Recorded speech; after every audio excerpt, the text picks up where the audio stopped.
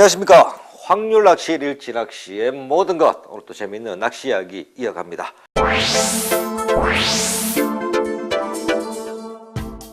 자, 큰 제목 네 번째, 실전 일지낚시에 들어가 있죠. 속제목으로 모든 확률의 시작은 채비의 선택이다. 제가 알기로는 5번째 시간입니다. 자, 지난 시간에 바람, 조류, 파도, 물색, 수심, 수온 등 채비 선택에 영향을 미치는 외부 환경들을 나열했었습니다. 그 중에서 바람과 조류, 파도에 대한 이야기를 먼저 했었죠. 바람, 조류, 파도, 맥을 같이 하고 있었던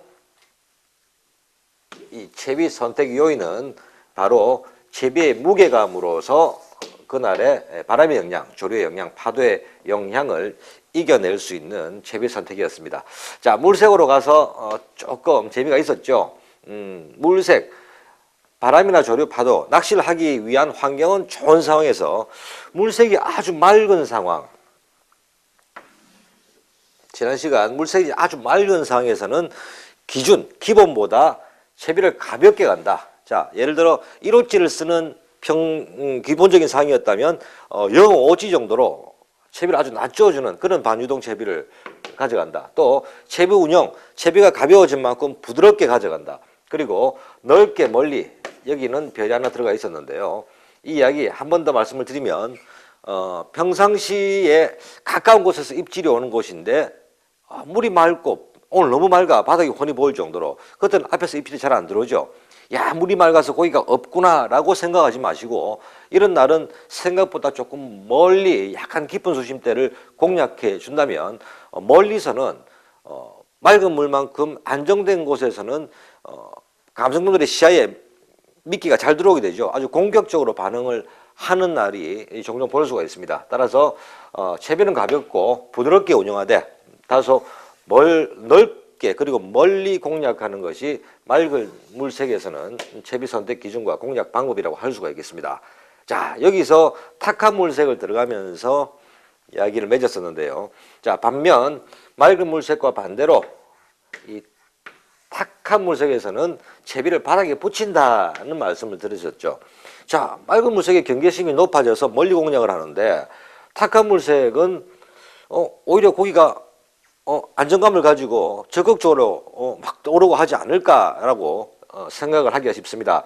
하지만 그렇지가 않습니다. 이 감성돔이라는 어종은 지난 시간에도 한번 말씀을 드렸는데요.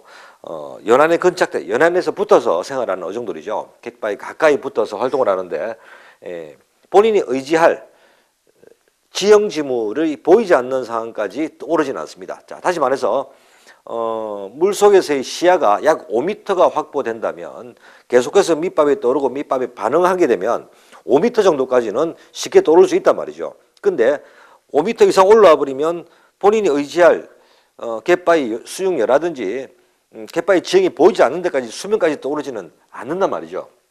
자, 그렇다면 이 탁한 물색의 기준이 이 물속 시야가 1m 정도밖에 확보가 안 된다. 이 정도가 되겠죠. 이 정도만 떨어져도 물속에서 지형이 보이지 않는다 그러면 감성돔은 바닥에서 1m 이상 떠오르지 않습니다.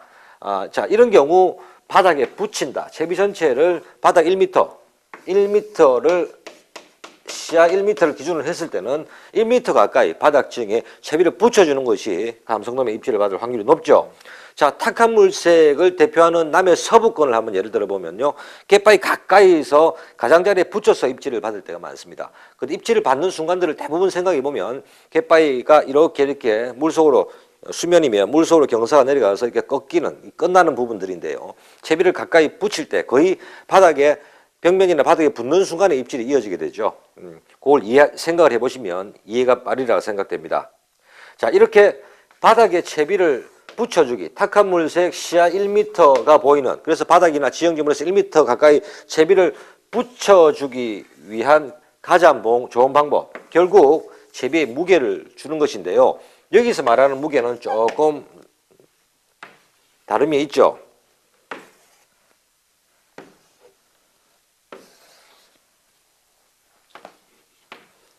자, 수중찌 목줄 3, 4m라고 가정을 한다면 보통 0.85찌를 쓰다가 뭐 1호 혹은 뭐 1.5호까지 무게를 높이면 수중찌 역시 1호에서 1.5호까지 높아지는 것이죠. 이 무게를 말하는 게 아니라 채비 운영은 평균적으로 사용하는 게 0.85찌면 채비 찌와 수중찌의 무게는 그대로 두되 밑채비 약 3m에서 4m 되는 이 도래 밑으로 목줄에 가감되는 채비 여기에만 무게를 주는 것이죠. 평상시에 나는 봉도를 잘 달지 않아. 달더라도 이 돌의 바로 밑에 뭐 비봉돌 하나를 다는 정도였어 라고 생각한다면 바늘 가까이에 바늘이 뭐 한 40, 50cm 되는 바늘 가까이에다가 봉돌을 가감함으로써 채비 전체를 밑채비 목줄 전체를 바닥에 붙여준다. 가장자리나 바닥에 붙여준다는 생각을 하시면 되겠습니다. 여기에다가 무게를 주는 것이죠. 자, 따라서 물색에 따른 채비의 선택을 정리를 해본다면요.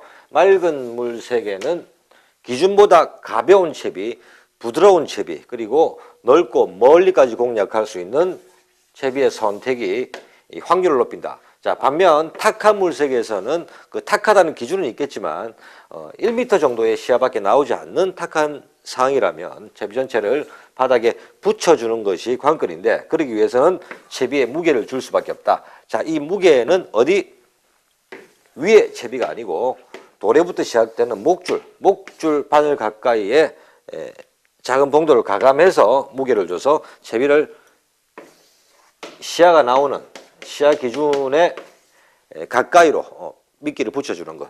그렇게 생각을 하시면 맑은 물색과 탁한 물색에서의 확률을 다소나마 높일 수 있는 채비의 선택이라고 볼 수 있겠습니다.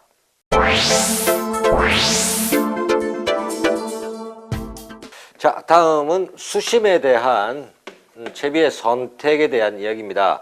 자, 어떻게 보면 이 많은 자연 환경들, 현장 환경에 따라 바뀌는 채비 선택 과정에서 이 수심은 가장 쉽다고 할 수 있죠. 선택 기준이 딱 정해져 있단 말이죠. 자, 낚시 강의가 시작될 때 초급 조사님들 갯바위에 내리자마자 첫 채비 선택을 어떻게 해야 돼? 할 때 제가 제시했던 기준이 있었죠. 수심이 6m면 0.6호, 8m면 0.85, 10m면 1호, 15m면 1.5호, 뭐 2호면 20m면 2호 이런 이야기를 했었습니다. 자, 쉽죠? 수심에 따라서 같은 숫자의 찌를 선택하게 된다. 요것만 지키시더라도 반유동 낚시에서는 약 80%는 맞아 들어가죠. 자, 나중에 이후에 낚시 실력이 늘어가면서 뭐 5년, 10년의 시간이 지나더라도 여기서 크게 변하지는 않는 것이 리을지 낚시에서의 반유동 낚시라고 볼 수 있습니다. 자, 그렇다면 이 수심은 이 수심에 따른 채비 선택이 기준이라고 본다면 이 기준에서 배정되는 것들은 전부 바람과 조류와 파도, 물색에 따라서 바뀌게 되겠죠. 아까 이야기했던 기본 수심에서 물색이 너무 맑은 경우 물색에 따라서 채비의 선택은 채비는 가벼워지고 그리고 부드러워지고 넓게 공략하는 것이었고, 자, 강한 바람 때문에 이러면 10m에 이러면 충분했던 채비가 1.5 혹은 이로 무거워지는 과정이겠죠. 이 과정들만 잘 이해하신다면 수심은 아주 쉽게 채비의 선택을 해결할 수 있는 방법이라고 생각을 합니다. 자, 오늘 또 정해진 시간이 다 됐네요. 끝까지 마무리를 했으면 싶었는데, 자, 다음 시간은 확률의 시작은 채비의 선택이다. 1번부터 6번까지만 나열했던 이 과정들을 마무리하고 전체적으로 정리해보는 시간으로 준비해 보도록 하겠습니다. 자, 오늘 여기까지입니다.